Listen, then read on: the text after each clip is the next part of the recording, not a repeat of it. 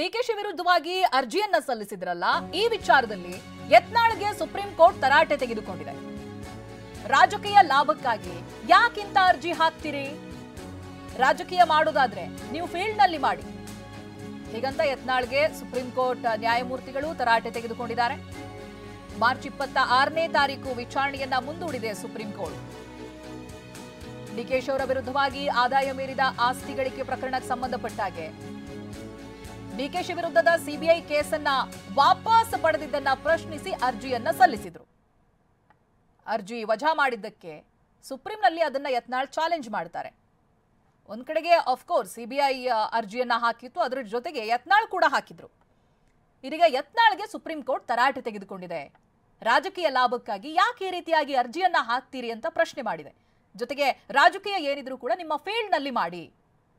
ಹೀಗಂತ ಸುಪ್ರೀಂ ಕೋರ್ಟ್ನ ನ್ಯಾಯಮೂರ್ತಿಗಳು ತರಾಟೆ ತೆಗೆದುಕೊಂಡಿದ್ದಾರೆ. ಮಾರ್ಚ್ 26ನೇ ತಾರೀಕಿಗೆ ವಿಚಾರಣೆಯನ್ನ ಸುಪ್ರೀಂ ಕೋರ್ಟ್ ಮುಂದೂಡಿದೆ. ಇವೆಲ್ಲ ಪ್ರಕರಣ ನಡೆದಿರೋದು ಡಿಕೆಶಿ ವಿರುದ್ಧದ ಆದಾಯ ಮೀರಿದ ಆಸ್ತಿ ಗಳಿಕೆ ಪ್ರಕರಣಕ್ಕೆ ಸಂಬಂಧಪಟ್ಟಾಗಿನ ಅಪ್ಡೇಟ್ಸ್ ಇದು.